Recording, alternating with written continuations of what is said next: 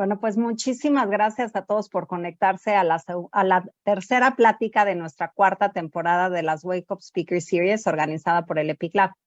El EPIC Lab es el Centro de Creatividad, Innovación y Emprendimiento del ITAM y nuestra misión es fomentar la vocación emprendedora y formar agentes de cambio que se conviertan en los futuros emprendedores que transformen al mundo. En el EPIC estamos convencidos de que el mundo necesita más emprendedores enfocados a resolver los grandes problemas del mundo. Y a través de estas pláticas queremos poner un granito de arena para acercarte a las personas que están diseñando, cambiando y desafiando al ecosistema emprendedor en México y Latinoamérica. Buscamos despertar tu interés, tu inquietud y tu apetito por convertirte en un verdadero agente de cambio. Esta temporada le enfocamos en las tácticas para enfrentar el entorno actual. Emprender siempre es un camino increíble, pero también es un camino con grandes desafíos. Y hoy, en el entorno actual, las startups tienen que ser aún más creativas, innovar, pivotear y adaptarse. Y esta serie de pláticas busca dar recomendaciones prácticas y útiles para hacer frente a los retos que hoy viven las startups. Por ello, abordaremos temas como cómo darle la vuelta a tus startups, cómo reclutar y retener talento, cómo adquirir y retener clientes e incluso qué hacer para mantener la salud mental. Y hoy tenemos un tema muy especial.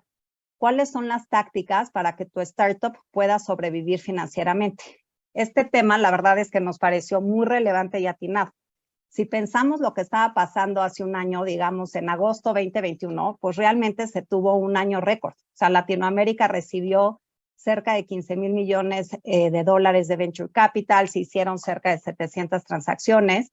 Empezaron a venir cada vez más los fondos internacionales, empezaron a fondear diversas industrias, ya no todo era fintech, ya no todo era Brasil. Se crearon varios unicornios nuevos, creo que hay 40 o un poco más, cerca de 40 en Latinoamérica, México tiene 8. Entonces realmente pues estábamos en un mundo increíble en tema de emprendimiento. Y un año después, digamos en mayo de este año 2022, nos despertamos con comunicados de organizaciones como Y Combinator o Sequoia, alertando realmente a los emprendedores de que una tormenta se avecinaba. Y en estos empezó realmente la conversación ahora en más cómo extender tu runway, cómo cuidar tus unit economics, básicamente cómo planear para lo peor, ¿no?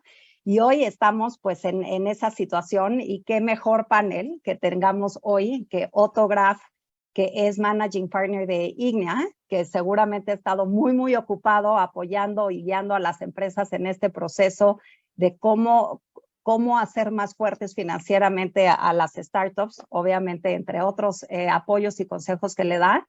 Y a David Garza, que además de ser exalumno del ITAM, es CFO de Homey, y ahora sí que me imagino que estos meses ha estado muy ocupado tomando decisiones financieras en Homey. Entonces, pienso que esta plática va a ser muy interesante, muy rica, ya que tenemos pues la perspectiva de un inversionista que está ayudando a varias empresas dentro de su portafolio a tocar estos temas, y por otro lado tenemos a David que está operando, bueno, está como CFO, pero pues en la operación diaria del negocio, y creo que nos va a servir muchísimo. Entonces, muchas gracias a los dos por estar aquí y por compartir con nosotros tips y recomendaciones para emprendedores. Si quieren, empezamos contigo, Otto, que nos cuentes qué haces en Ignea, qué es tu day to day y cómo llegaste a hacer lo que haces. Muy bien, muchas gracias por la invitación. Buenos días a todos, gracias por conectarse. Mi nombre es Otto Graf, trabajo en Ignea desde el 2009. Soy ahora socio de la compañía.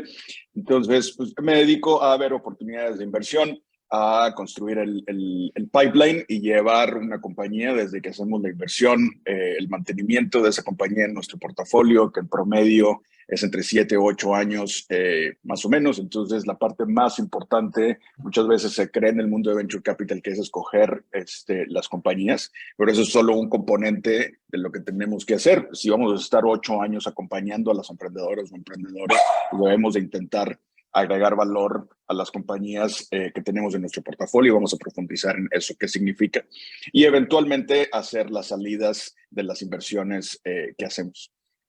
Hasta el momento hemos levantado 2 fondos que ya están completamente desplegados, 2 fondos de $100 millones cada uno. El primero lo levantamos en 2008, el segundo en 2016. Estamos finalizando el levantamiento de nuestro tercer fondo, que va a ser de 150 millones este año. Y hemos invertido en un total de 43 startups a la fecha. En este tercer fondo planeamos invertir entre 22 a 25 compañías. Lo hacemos en etapas tempranas. ¿Qué significa eso desde el punto de vista de rondas? En etapa seed, etapa pre-series A o series A. Mi día a día va cambiando. Hoy estamos en esa bonita época donde estamos analizando compañías en las cuales invertir. Le dedicamos mucho tiempo a eso, pero pues, también tenemos que tomar en cuenta que tenemos portafolios de fondos anteriores donde necesitamos participar en los consejos de administración de las compañías, etcétera, etcétera. Entonces, un gusto estar con ustedes. Buenísimo. Oye, nada más rapidísimo, ¿en qué industrias invierten en general?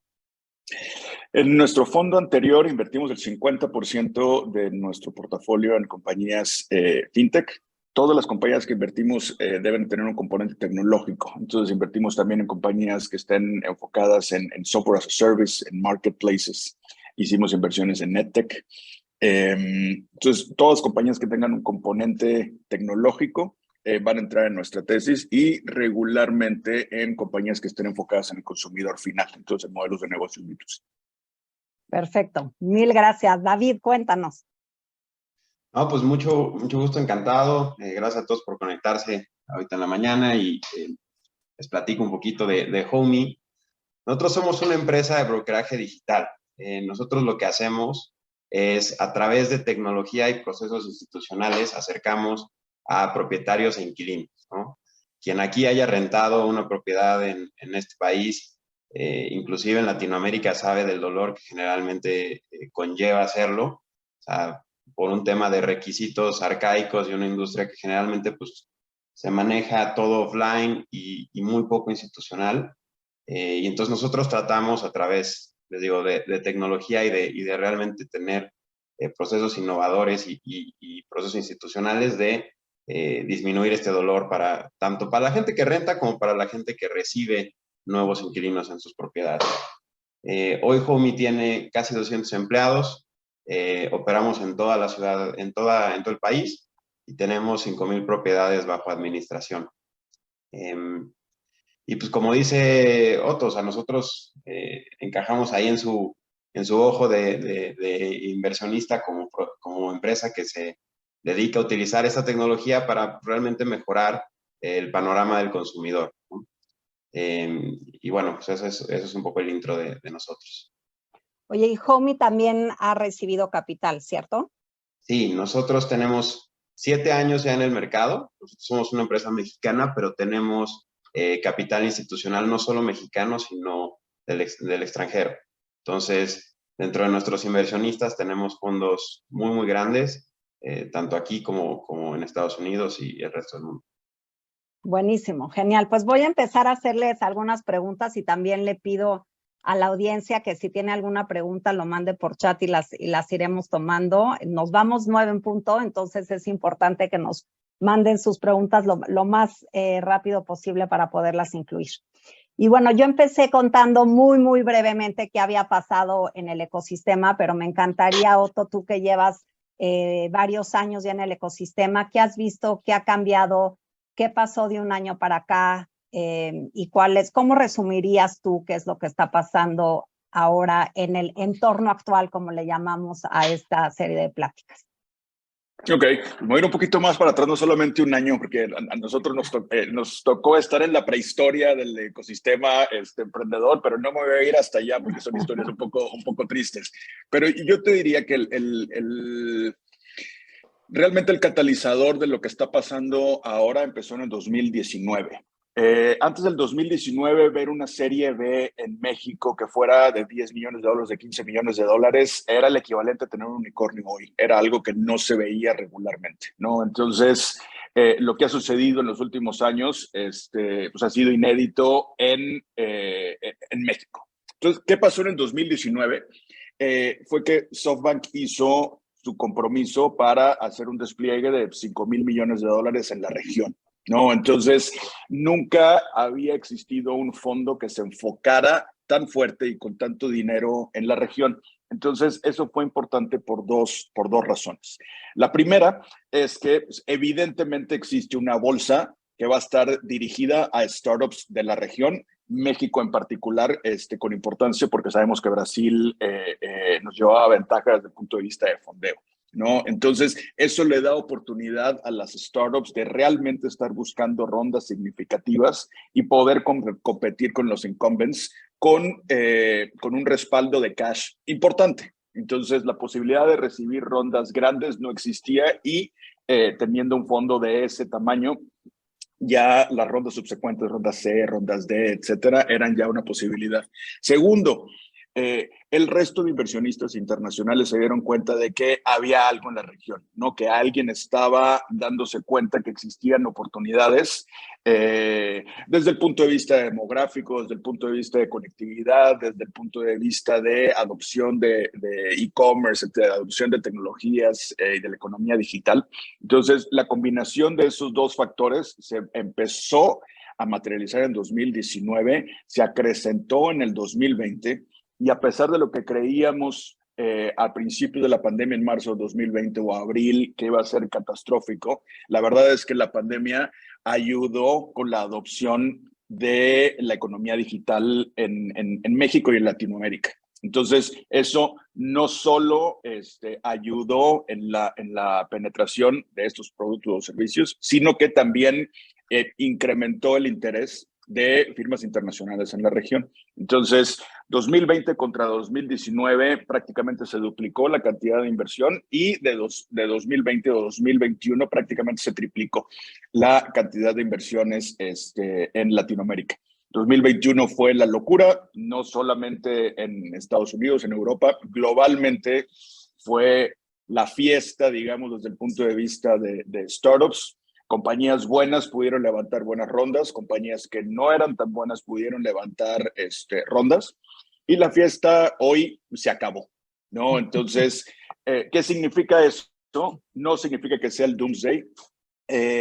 Las buenas compañías tendrán capacidad de seguir levantando dinero, pero ya no existe la exuberancia y por otro lado las valuaciones a las que se levantaron en años pasados, ¿no? Entonces, como resumen, si quitamos en las gráficas la fiesta que hubo en 2021, inclusive con ese escenario complejo, inflacionario, macroeconómico, geopolítico, etcétera, tanto el primer trimestre de 2022 como el segundo trimestre de 2022 fueron significativamente mejores que el primer y segundo trimestre de 2020.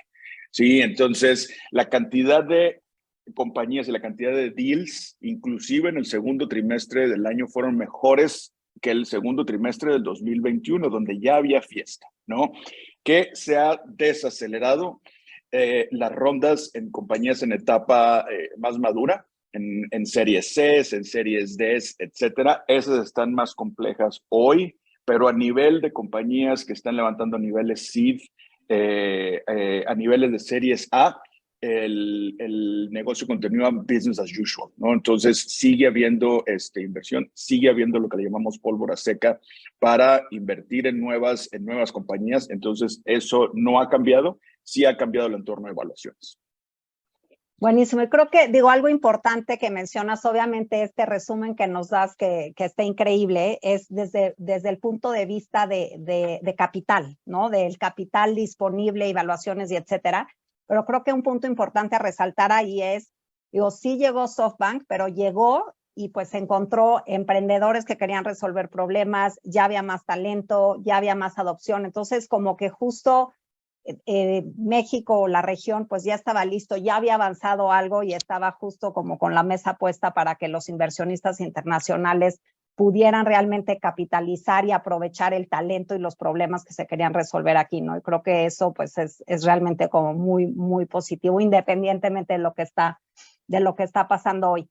Y digamos, como panorama que es, digamos, a nivel ecosistema, me encantaría como bajarlo a su día a día. O sea, cómo digo, desde el punto de vista de inversionista, cómo esta parte de valuaciones, de a lo mejor menos capital disponible, o todos este entorno que mencionas, ¿cómo le afectó a tu día a día? Y luego a ti, David, ¿cómo te afectó en tu día a día? Digo, ustedes están fondeados, no sabemos cuál era su runway, etcétera, si necesitaban salir a levantar, pero ¿cómo afectó esto, digamos, solamente desde el punto de vista de capital? David, si quieres empezamos. Claro, si quieres yo empiezo.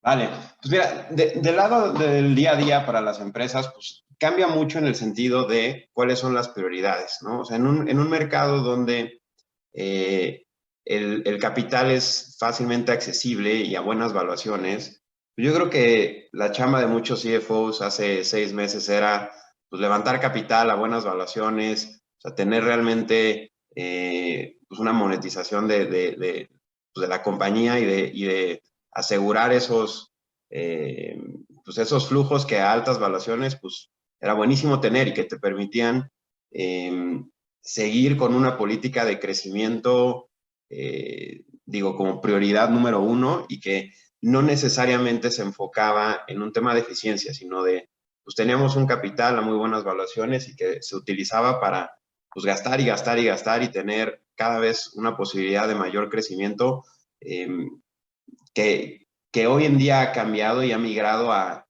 pues no solo enfocarse en crecer, digo, crecer nunca está fuera de la ecuación para una startup y para una empresa de tecnología, pero migra de ser el punto principal a ser uno de los puntos principales, ¿no?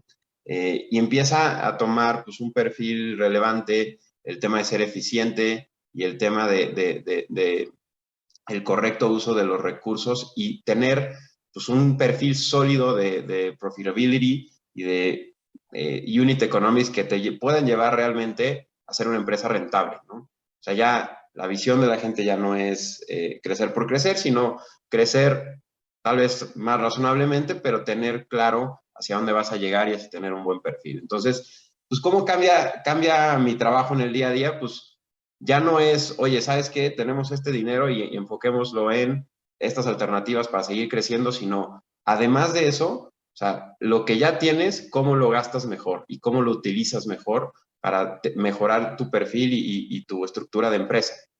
Entonces, yo les diría que la chamba de todo CFO desde hace de unos meses para acá, pues también ha involucrado no solo un levantamiento de capital, sino una visión interna de la empresa y realmente evaluar pues cómo es que realmente utiliza los recursos, qué se puede mejorar, estás preparado para seguir creciendo, o sea, cómo, digo, ya otro de los puntos que ahorita vamos a tocar, pero pues ya no es contratar por contratar para estar preparado para el crecimiento, sino realmente evaluar el equipo que tienes y cómo dejas bien los cimientos para que tu empresa pueda seguir creciendo en un entorno que tal vez va a ser más difícil levantar capital, va a ser más difícil crecer, pero que todavía se puede hacer y que, pues digo, es nuestra chamba como directores financieros cimentar esa empresa para pues, alargar el plazo de vida mínima que tienes, prepararte ante nuevas oportunidades, ser ágil para poder tomarlas y estar en la mejor de las posiciones para que pues, tu empresa pueda seguir creciendo y si se da la oportunidad la agarres y corras con ella, ¿no? Buenísimo, y creo que ese es un debate que se ha dado muchísimo, ¿no? O sea, el crecer por crecer versus crecer tratando por lo menos de tener un camino hacia la rentabilidad, y creo que, digamos, ese debate pues ahora está puesto sobre la mesa y el mismo entorno ha llevado a que las startups entonces también internamente estén más enfocadas en, si quieres, crecer más eficientemente, ¿no? Otto, ¿tú cuáles crees que son los retos más grandes que has visto en el portafolio de tus empresas en este entorno? Pues en este entorno, porque ha venido cambiando en los últimos 24 meses, los retos han sido completamente distintos. Si nos situamos en marzo del 2020, el reto desde el punto de vista de portafolio es hacer un assessment de cuáles son las compañías que se van a morir. No, cuando estábamos parados ahí exactamente teníamos que ver quiénes son las que van a tener la capacidad de sortear algo que no había pasado nunca en nuestras vidas, por lo menos, y entender cuáles son las compañías que irremediablemente iban a morir. Afortunadamente para nosotros en nuestro portafolio y precisamente por nuestra tesis de invertir en compañías enfocadas en tecnología, ninguna fue específicamente un casualty de la pandemia, pero pues muchas otras compañías por la pandemia murieron o salieron sumamente golpeadas, ¿no? Entonces, ese era el mood a principios de 2020. En 2021 fue cómo ayudamos a las compañías a levantar sus siguientes rondas. Sí, nosotros en particular no teníamos capital para invertir desde nuestro fondo, pero lo que sí teníamos la capacidad era hacer SPVs con nuevos inversionistas para entrar en las nuevas rondas que estuvieran levantando las compañías, y la verdad es que estuvimos haciendo deployment de capital también en 2021 a pesar de no tener un fondo abierto per se. Pero tratando de contestar tu pregunta, en el 2022 el enfoque es precisamente extender el runway y un continuo enfoque en los fundamentales del negocio. Eso ha estado desde nuestra tesis, desde siempre, desde nuestro primer fondo que invertimos. Eso no ha cambiado, ¿sí? Pero ahora queremos hacer mucho más énfasis en las compañías en las que estamos invertidos, tanto desde el punto de vista del consejo de administración o solamente en la relación que tenemos con los emprendedores, de enfoque en aumentar el runway. ¿Eso qué quiere decir?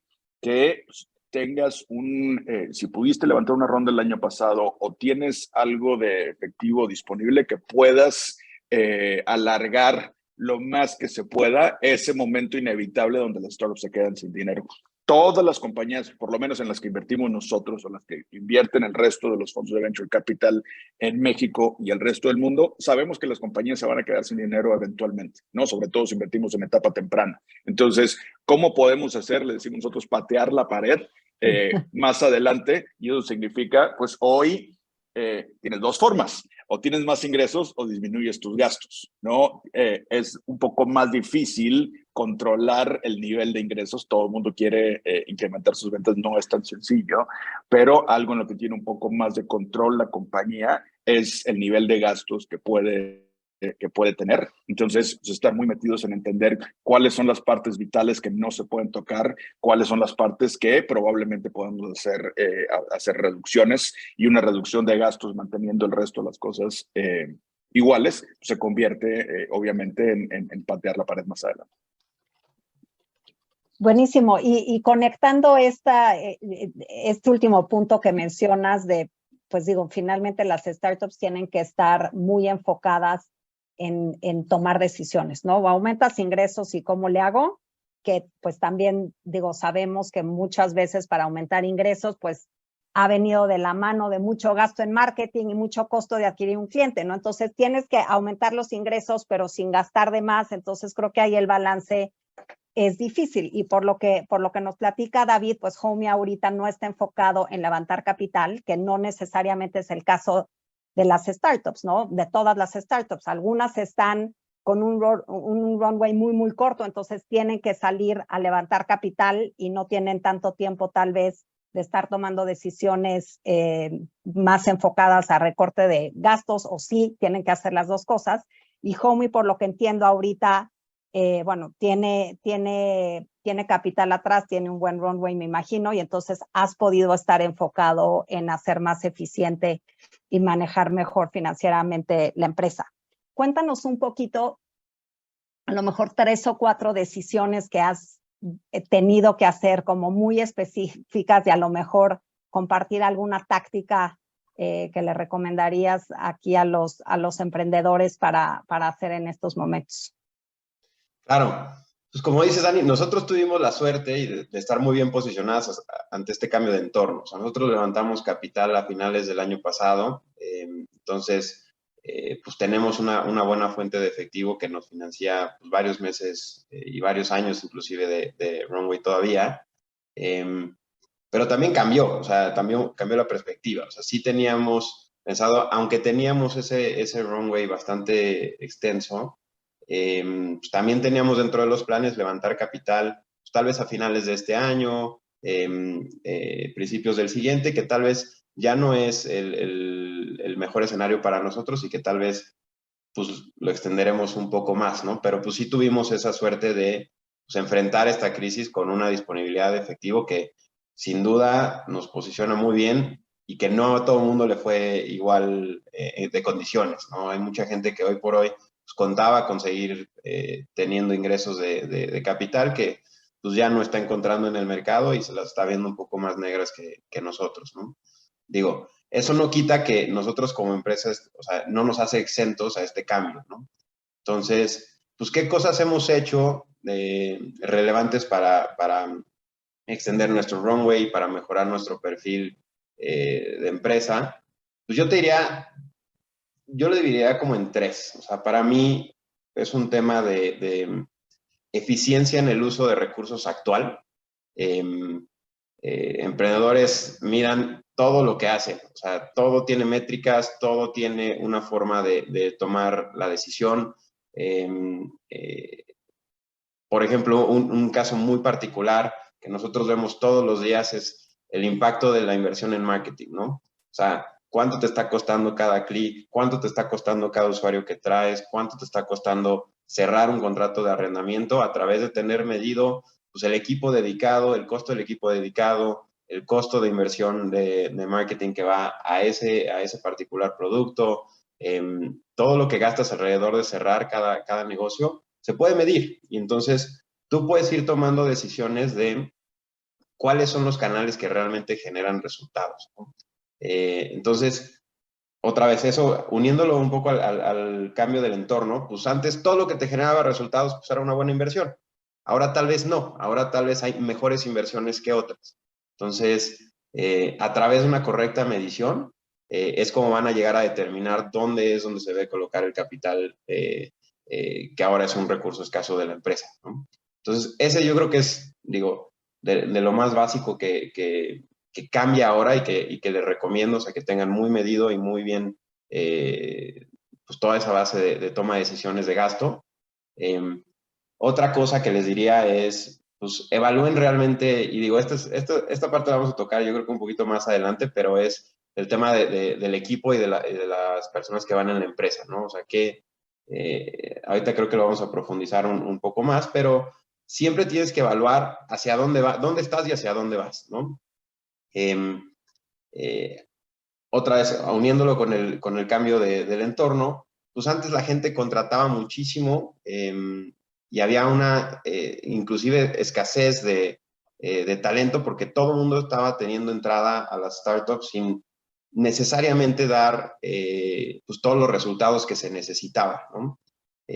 Hoy cuando tú tienes una visión de tal vez tener un crecimiento más moderado o tener algo más conservador, pues ya no es contratar por contratar, sino tal vez voltear a ver a la empresa al interior y ver cómo a la gente que tienes la colocas mejor, les das mejores oportunidades de desempeñarse y de realmente ser pues, eficiente con el recurso humano, ¿no? O sea, que todos nosotros tenemos formas de hacer las cosas mejor y digo, cuando el enfoque es puro crecimiento, tal vez se pierde un poco pues esa mirada interna de cómo funciona la gente dentro de la empresa. Entonces, pues otra de las recomendaciones es vean dónde están parados y hacia dónde van y vean cómo eficientan inclusive a la gente, ¿no? O sea, no nada más es el gasto, o sea, cómo la gente se puede desempeñar mejor. Tal vez hay una persona que entró en un área, pero que tiene posibilidad de romperla en otra y pues recurso escaso, pues también donde hay talento hay que colocarlo donde lo pueda desempeñar mejor. Entonces, vean siempre dónde están y la gente que tienen porque pues siempre hay una oportunidad de ser inclusive mejores ahí. Y la otra es utilizar, y esto lo voy a usar con un ejemplo muy claro que nosotros hicimos, pero es no dejen de ver las oportunidades, ¿no? Entornos difíciles siempre generan oportunidades que a veces la gente por enfocarse en gasto, por enfocarse en extender el runway, pues dejas de ver que tal vez hay una oportunidad de crecer aceleradamente a través de un M&A o a través de, pues no sé, alguna decisión estratégica que cambie pues, tu plan de negocios, ¿no?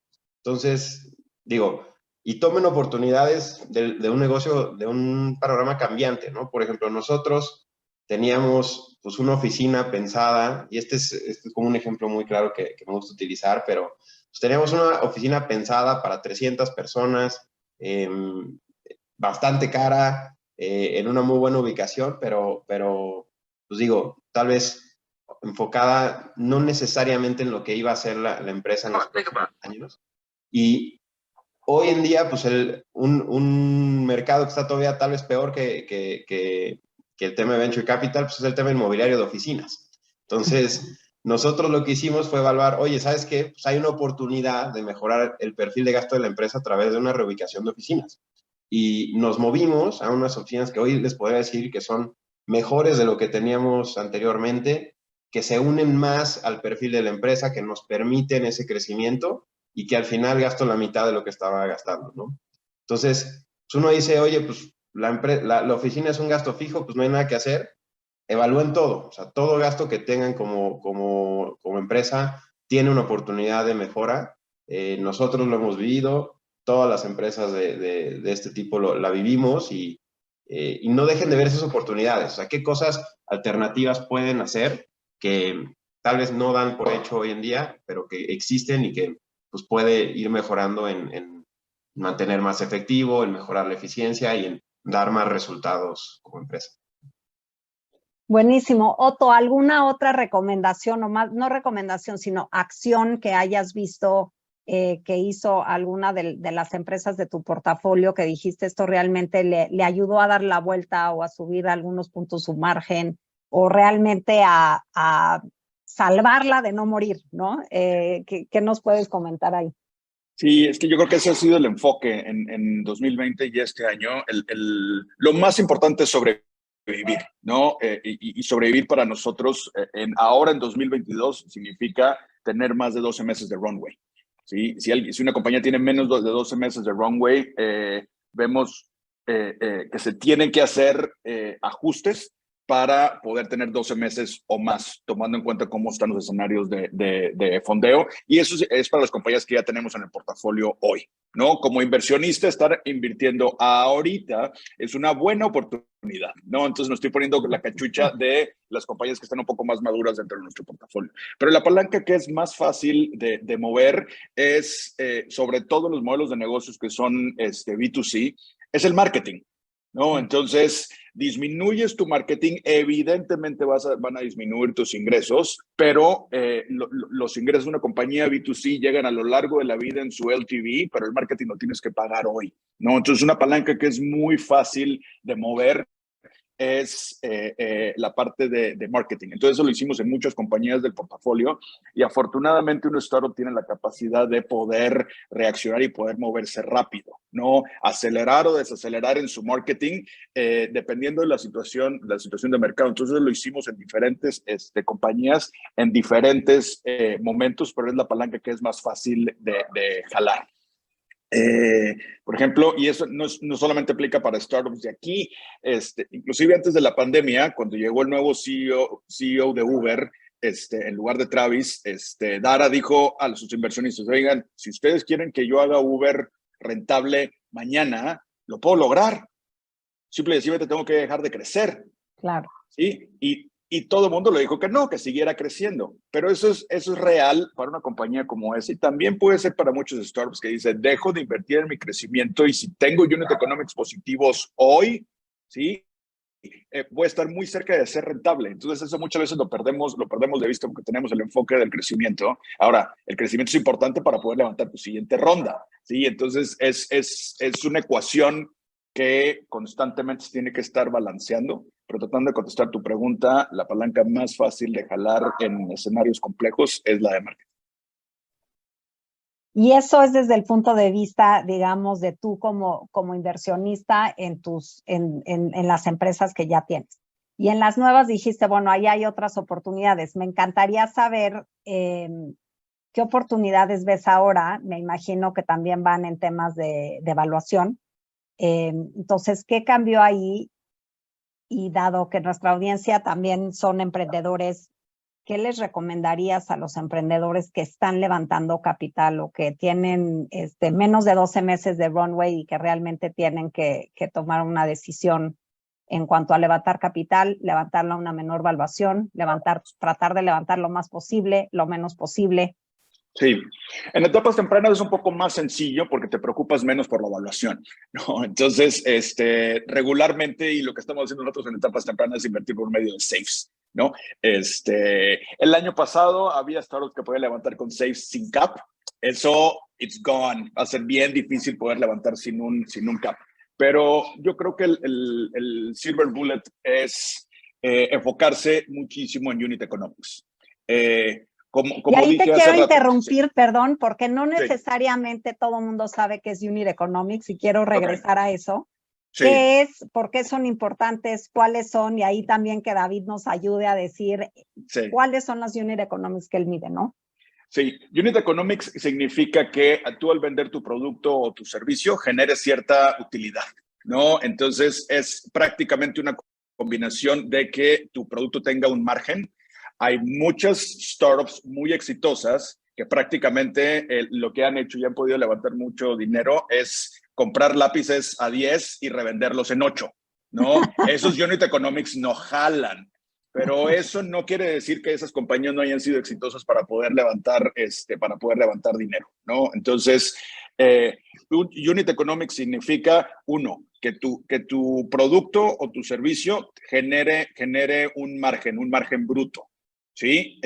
No necesariamente un margen de operación hasta abajo, porque evidentemente necesitas meterle todo el overhead, ¿no? Pero que si tú compras un lápiz en 10, lo puedas vender en 12, no que lo vendas en 8. Ese es el primer componente. Segundo, en los unit economics, sobre todo en los modelos B2C, tienes un costo de adquisición de tus clientes, ¿no? Tienes un gasto de marketing, ¿no? Y adicionalmente, tu producto o tu servicio en particular tiene cierta vida útil, ¿no? La forma más fácil de explicarlo es con una suscripción de Netflix, por ejemplo. ¿Sí? A Netflix tú lo vas a pagar 200 o 300 pesos al mes por cierta cantidad de tiempo, ¿no? Entonces ahí tienes lo que se llama un lifetime value. Lo que buscamos desde el punto de vista de Unit Economics es que en ese lifetime value, desde el punto de vista del margen que te deja ese cliente, sea más grande que tu costo de adquisición. ¿Sí? Muchas veces vemos compañías que están creciendo de manera acelerada, que el lifetime value es corto o que va a ser difícil que sus clientes repitan desde el punto de vista del producto o servicio que le estás vendiendo y te costó muy caro atraerlos, ¿no? Entonces, a pesar de que tu negocio tiene un margen, si el costo de atracción de cliente es más grande que ese margen que tú tienes eventualmente, también es un negocio que no funciona, ¿no? Entonces, prácticamente los unit economics son una combinación del margen que te deja el producto o tu servicio, margen bruto, y la relación que existe en todo lo que te va a dejar ese cliente a lo largo de la vida, o si es un producto que va a ser una sola vez, es una sola vez, comparado contra el costo de atraer a ese cliente. Que realmente no es un concepto difícil y lo hemos visto toda la vida como margen, pero este ecosistema también tiene su propio lenguaje, ¿no? Y entonces es como la manera startupero de decir, digo, tal cual que tu producto, que cada unidad que vendas de tu producto no pierda dinero o gane dinero o tenga un margen, ¿no? Que eso pues siempre lo hemos entendido, pero estas palabras que usamos y por ahí llega una pregunta que dice, ¿y qué es runway? ¿No? Entonces, también muchas veces usamos estos anglicismos que no necesariamente están bien, pero también me encantaría que expliquen qué es runway para la audiencia. Y creo que estas preguntas pues, nos ayudan a darnos cuenta que este lenguaje no necesariamente está todavía bien entendido, ¿no? Mira, si quieres le entro. Dale, doy. Justo iba a tratar de poner como lo que explicaste, Otto, con un ejemplo de nosotros, ¿no? Para que la gente vea realmente cómo traduces pues, un unit economics. O sea, nosotros pues somos un comisionista, o sea, nosotros nos pagan una comisión por cada contrato que cerramos. Entonces, por poner un número muy claro, ¿no? O sea, ponte que nos ganamos 10 pesos de comisión, pero yo voy a tener que hacer dos costos. O sea, yo tengo un costo asociado con traer a la persona que es la propietaria del inmueble, que tal vez para este ejemplo pongamos son 5 pesos. Y voy a tener un costo asociado con traer al inquilino que va a ocupar el inmueble, ¿no? Entonces, ponle que otra vez, pues sea 5 pesos. Entonces, pues uno pensaría esos unit economics, pues no están tan buenos porque pues, estás ganando 10 y estás ganando 5 y estás gastando 5 para traer al propietario y 5 para traer al inquilino, ¿no? Y entonces, oye, pues no suena tan bien. ¿Qué pasa? Que ahí viene la recurrencia de la que habla Otto, ¿no? O sea, eso es lo que me cuesta adquirirlos la primera vez. Ahora, si yo les traigo un buen servicio y un buen producto, mi gente repite. Entonces, ¿qué crees? Que el segundo contrato que yo firmo con ellos, pues genero los mismos 10 pesos, pero tal vez adquirir al inquilino nuevo me va a costar otra vez 5 pesos, pero adquirir al propietario nuevo me cuesta 0. Entonces, ¿qué pasa? Que el perfil de esa segunda ronda es muy rentable para nosotros como producto, ¿no? Entonces, no es nada más ver, pues digo, un ingreso y un costo de ventas, sino también ver el ciclo del cliente, ¿no? O sea, cómo un solo cliente te puede traer varias rondas de revenue y pues ese es básicamente este concepto de lifetime value. Pues véanlo como un tema de recurrencia, ¿no? O sea, no es un tema de one time, sino de mucho tiempo, ¿no? Y no sé si quieres explicar tú el runway o me lo he hecho yo. Sí, la parte del runway si tú tienes hoy en tu caja 10 pesos, digo 10,000 pesos para hacerlo un poquito más fácil, en tu caja, en efectivo, en tu cuenta bancaria. Y tu negocio, tienes que sacar la diferencia entre lo que ingresa y lo que sale. Ese es el flujo neto. Asumamos por un momento que el flujo neto de la compañía es de 1,000 pesos negativo. ¿Sí? Las startups regularmente tienen un flujo neto negativo. Entonces, si tú tienes un flujo neto negativo mensual de 1,000 pesos y tienes en la caja 10,000 pesos, quiere decir que tienes 10 meses de vida. Ese es tu runway, ¿no? Con la caja que tengo hoy, tomando en cuenta cuánto es la diferencia de lo que entra y que sale, no es lo que gasto, la diferencia de lo que entra y que sale es 1, entonces tienes 10 meses de runway. Runway significa pista, es la pista que tienes de aquí hasta que llega a la pared, ya después ahí te estrellas porque no tienes más, ¿sí? Entonces, ¿qué necesitas? O salir a pedir prestado o salir a buscar nuevo capital para que, asumiendo que ese 1,000 negativo permanece, o inclusive se puede hacer más grande, puede ser más pequeño, cualquiera, pero tomando en cuenta lo que hoy estás teniendo de diferencia de lo que entra y lo que sale con respecto a la caja que tienes. Oye, Otto, y aquí va otro concepto de una vez para ligarlo a la siguiente pregunta, burn rate. Que eso creo que va perfecto con los que estás explicando. Son los 1,000 pesos negativos. ¿Sí? Burn rate significa cuánto cash o cuánto efectivo estás quemando. Se oye bien gacho en español, pero la traducción es literal. No es cuánto dinero está quemando la compañía de manera mensual. Entonces, el runway está directamente relacionado con el burn rate. ¿Sí? Dependiendo cuánto quemas, es cuánto me va a alcanzar en tiempo, en meses. Genial. Y entonces, a ver, otra vez, ¿qué han hecho estas startups? Y David, tú ya nos contaste algunas, si tienes como otras más específicas. ¿Qué tienen que hacer las empresas? Y digo, sé que siempre es difícil generalizar y depende de cuánto capital tienes, etcétera, pero para extender el runway y por lo tanto disminuir el burn rate. Y creo que aquí una pregunta que más o menos ya tocó David es la parte de la gente y del equipo. O sea, en estos momentos realmente es cuando las empresas tienen que despedir gente o para disminuir el burn rate y disminuir los gastos, o cómo encontrar ese balance en el que quieres mantener a tu equipo. Entonces, no quieres disminuir por ahí esas líneas del estado de resultados, porque pues tu equipo es lo más importante. ¿Qué haces ahí? ¿Qué otras maneras de disminuir el burn rate hay? Yo creo que vale la pena si quieres dar tu voto como un overview y si quieres yo lo trato de aterrizar como un ejemplo particular. Sí.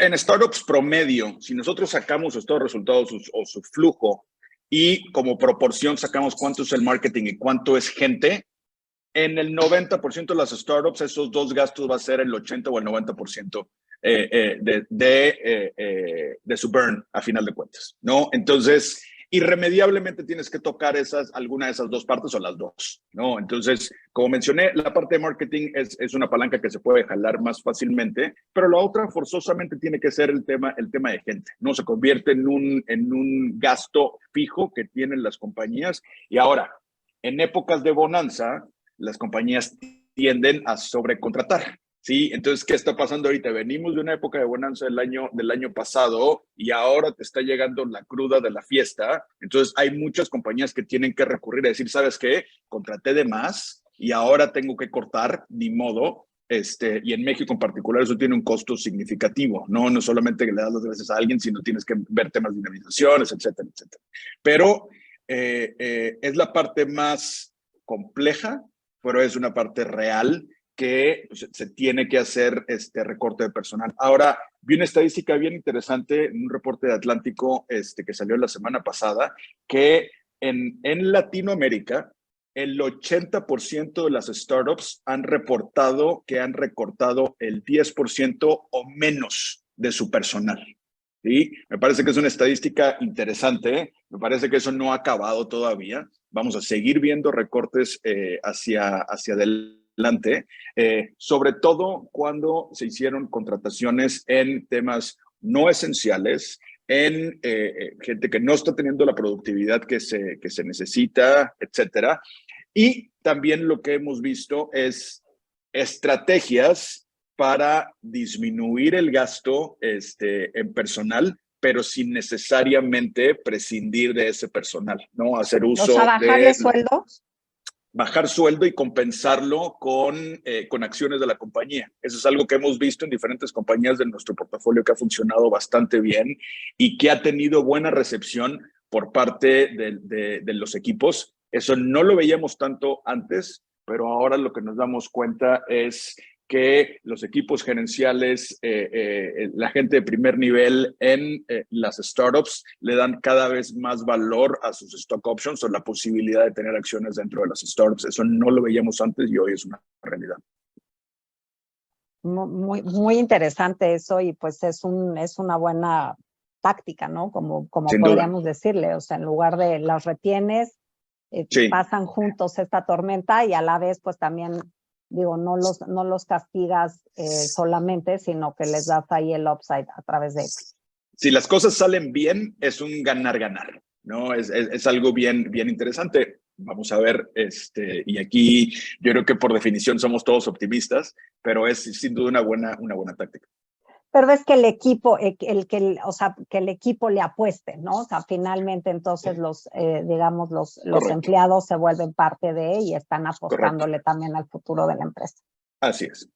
Es una alineación de intereses enorme, o sea, y además, pues digo, es un compromiso y demuestra, yo concuerdo con Otto, o sea, nosotros tenemos un programa así en Homey y, o sea, genera pues ese compromiso de largo plazo, alineación de intereses y realmente pues demuestra que tú estás listo para apostarle a lo que estás trabajando, ¿no? Entonces, los inversionistas en general lo reciben muy bien porque saben que tienen un equipo comprometido con el negocio. Buenísimo. No sé, David, ¿tú dijiste que querías comentar algo específico en este tema o me salto ya? No, digo, creo que Otto lo tocó bastante bien. Yo lo único que les diría es, pues no es sacar por sacar, ¿no? O sea, obviamente sacar es el último recurso que una empresa tiene, en mi punto de vista, ¿no? O sea, hay muchas cosas que hacer antes de considerar la opción de sacar personas de la empresa. Y obviamente, pues todo tiene que estar, como dice Otto, enfocado en productividad. O sea, digo, las personas son esenciales, no se van a ir, ¿no? La gente que es buena, la gente que demuestra, la gente que está comprometida y que da resultados, no tiene, o sea, no se va a ir de la empresa, ¿no? Esa es la gente que le da valor hoy y en el futuro a tu startup. Entonces... Bueno, no se va a ir si los emprendedores tienen la visión de retener a su equipo, digo, porque sí hay gente muy buena que se ha ido, ¿no? Entonces creo que es más bien esta conversación, una táctica hacia los CFOs y los que toman decisiones de, oye, hay maneras en las que puedes retener a tu talento, pero pues te tienes que diluir o usar más tu pool de stock options, o sea, porque digo, de que han despedido gente buena, pues se ha despedido a gente buena. Correcto. Digo, pero al final lo que no puedes comprometer como empresa pues, es tu largo plazo, ¿no? O sea, sí. La decisión se tiene que tomar con, o sea, no es nada más una línea de gasto, ¿no? O sea, si yo hoy saco a todo mi equipo de tecnología, pues digo, voy a poder funcionar mañana, pero tal vez no en 100 días y tal vez no voy a crecer absolutamente en el futuro, ¿no? Entonces, esa decisión también está basada no nada más en no es un número para las empresas, sino es una decisión muy estratégica que donde no podemos fallar es en disminuir el gasto hoy para comprometer lo que puede ser el mañana. Buenísimo. Saraí preguntó, estoy viendo aquí en el chat acerca del tema de renta. Y sí, yo creo que todos, nosotros hoy no hemos vuelto a la oficina todavía. Nosotros somos 14 personas y le redujimos nuestro gasto de renta de manera significativa desde abril del 2020 y no hemos vuelto, ¿no? También David mencionó que estaba en unas oficinas y se cambiaron a otras. Entonces, hoy sigue siendo el momento para eficientar tu gasto de renta, ver si realmente necesitas estar trabajando en la oficina o no. No quiero ni remotamente meterme a temas del ambiente híbrido, cosas por el estilo, sí. Pero sin duda el tema de la renta es otra variable que puedes jalar y hoy es completamente factible estar trabajando sin oficinas. Nosotros seguimos haciéndolo así y yo, pues que ahorita estoy en mi casa, evidentemente no tengo ninguna ganas de regresar a la oficina. Ahora, yo sí voy a dar nada más un comentario, ¿no? Porque para mí sí es bien es un negocio, es un negocio. O sea, siempre recuerden, o sea, la renta es una línea de gasto, pero una empresa es más que estado de resultados. Sobre todo una startup es un tema de cultura. Entonces, nunca olviden eso. O sea, para mí, quitar la oficina nunca fue una opción, no por el tema de que lo pudieron no pagar, sino porque en la oficina es en el lugar donde yo convivo con la gente de la empresa, donde conozco a mis compañeros, donde conozco el compromiso y donde colaboramos juntos para crear un mejor hobby. Entonces, para mí es un tema que tampoco hay que dejar detrás. O sea, sí es muy padre trabajar en casa, y digo, está el modo híbrido, como dice Otto y todo, pero, y yo también estoy en mi casa, como pueden ver, pero, o sea, es el generador de cultura y de compromiso, convivir con las personas también de forma cercana. Hay otras formas, pero sin duda lo acelera muchísimo poder convivir en el día a día. Entonces, eso tampoco lo pierdan. De acuerdo, no, de acuerdo. Y a ver, y antes de cerrar una pregunta que no quiero que se me vaya, que creo que también está relacionada con dos preguntas que llegaron acá en el Q&A. Siempre hay tensión para levantar capital. ¿Cuánto levantas? ¿Cuándo levantas? Si se sobresuscribe tu ronda, ¿vale la pena levantar más y diluirte más? Ahorita que las valuaciones están bajas, pero tienes problemas de runway, un poco danos una visión de eso. Y también aquí en una pregunta hablan de Kavak y Clara que han decidido pues financiar su crecimiento con deuda, ¿no? Entonces, sí. Obviamente estas empresas no son las startups early stage, pero ¿ves esto también de la parte de crédito como una opción o como una tendencia que sustituya la parte de capital? Sin duda. Me voy primero por la primera con una respuesta muy pragmática. Lo que se tiene que levantar es lo que la compañía necesita, no más, no menos. Entonces, eso lo haces calculando cómo van a estar tus flujos y decir, oye, para los siguientes 18 meses, más o menos 18 a 24, esta es la cantidad de dinero que necesito para cumplir con mi plan de negocios y eso es lo que levantas. Y lo redondeas, no sales a levantar $1,234,000, no levantas $1,500,000. Sí, entonces se levanta lo que se necesita en un time frame entre 18 y 24 meses. Dependiendo también cómo esté el mercado. Si estuvieras levantando el año pasado o a finales de 2020, dices voy a levantar para los siguientes 6 meses porque seguramente voy a estar levantando otra ronda un poquito más adelante.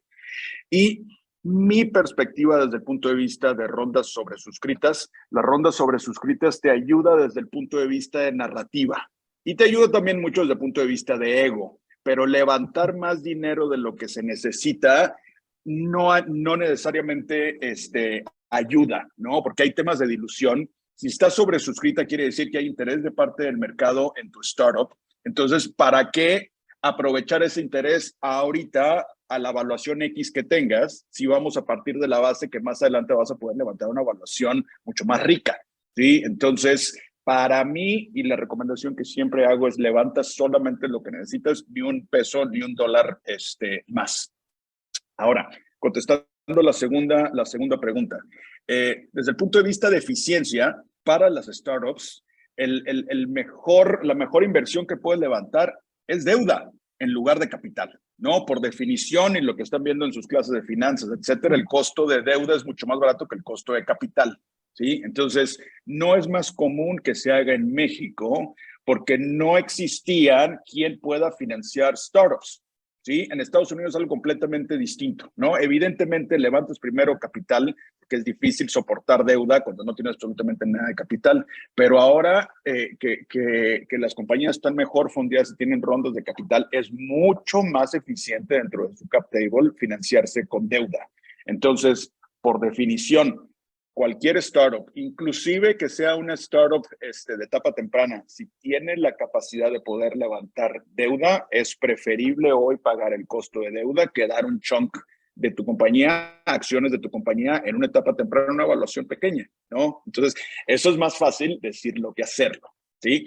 Pero la idea es, si se puede levantar deuda, y ya existen hoy en México fondos que están enfocados en venture debt, por ejemplo, que eso no lo veíamos antes, ¿no? Fondos mezzanine que están dando deuda, etcétera. Es una forma perfecta de literalmente financiar el crecimiento de las compañías sin dar acciones a cambio. Buenísimo. Y ya se nos acabó el tiempo y antes de irnos me encantaría que nos compartieran algunas recomendaciones de cómo se pueden preparar los emprendedores para tomar estas decisiones financieras. ¿Qué recursos hay? ¿Qué blogs recomiendan? ¿Algún libro que recomienden? ¿Qué recomendaciones les dan?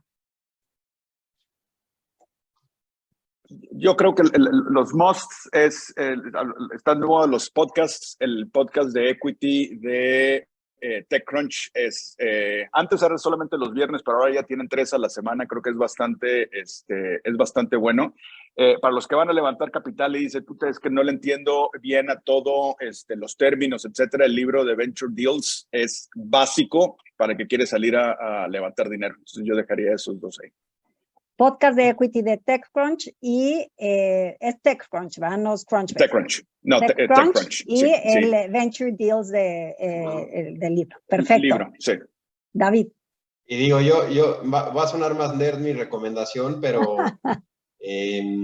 digo, hay muchos pues, newsletters que llegan diario. O sea, yo creo que sobre todo en este tema de emprendimiento, pues siempre hay que estar al día, poder conversar de lo que está sucediendo, lo que está pasando. Entonces, pues yo les recomendaría suscríbanse a lo más que puedan de estos newsletters para cuando tengan un momentito leer lo que está sucediendo, lo que está pasando y se mantengan al día. O sea, hay muchos muy buenos. O sea, yo veo uno que se llama The Hustle, hay otro que se llama Morning Brew, hay otro que se llama Term Sheet, que es en particular para temas de Venture Capital. Están, digo, más formales como los de Bloomberg y demás, pero manténganse al día. O sea, van a ver que hay muchas conversaciones donde haber leído en la mañana lo que está sucediendo los va a posicionar muy bien, no solo para saber, sino para participar. Entonces, es una disciplina diaria que yo creo que vale la pena tener. Perfecto, pues muchísimas gracias. Digo, es un tema difícil y muchas veces doloroso, pero creo que nos lo explicaron muy bien y nos dieron muy buenos tips y tácticas. ¿Sí? Muchísimas gracias y los invitamos a conectarse a todos a la siguiente Wake Up, que es cómo conseguir tu primer cheque. Entonces, ahí los esperamos. Otto y David, muchísimas gracias y esperamos verlos pronto por las actividades del EPIC Lab. Muchas gracias por la invitación. Gracias.